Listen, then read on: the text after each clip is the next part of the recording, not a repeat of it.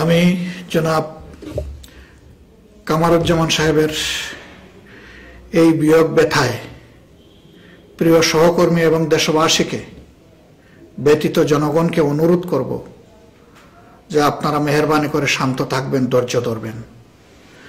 ধৈর্যই হচ্ছে আমাদের আসল শক্তি এবং ধৈর্যের শক্তি দিয়ে অবশ্যই আমরা আমাদের প্রতিপক্ষকে পরাজিত করব ইনশাআল্লাহ।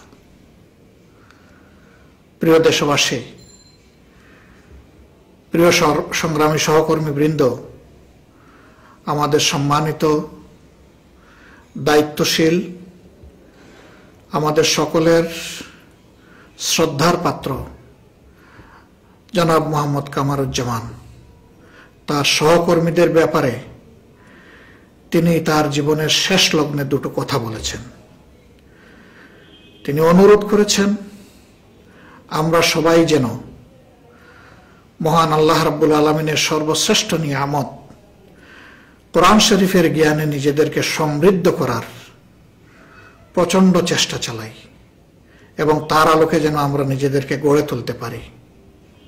তিনি অনুরোধ করেছেন তার শাহাদাতের প্রতি ফুটা রক্তকে মহান আল্লাহ পাকের সুন্দরতম দেওয়া আদর্শ কোরআনের আদর্শকে বিজয়ী করার জন্য আমরা যেন কাজে লাগাই। আমরা অঙ্গীকার করছি, হে প্রিয় ভাই, আপনার এই ওসিয়ত আমরা অনুসরণ করব ইনশাআল্লাহ। আমরা আশা করছি ময়দানে হাসরে আপনার সাথে আমাদের ইনশাআল্লাহ মোলাকাত হবে।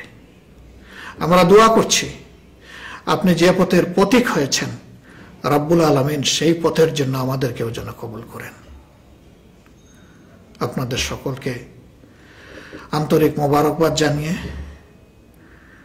প্রিয় ভাইয়ের জন্য, প্রিয় সংগঠনের জন্য, প্রিয় দেশের জন্য এবং জনগণের জন্য দোয়া চেয়ে কল্যাণ কামনা করে আমার বক্তব্য শেষ করছি। আল্লাহ হাফিজ।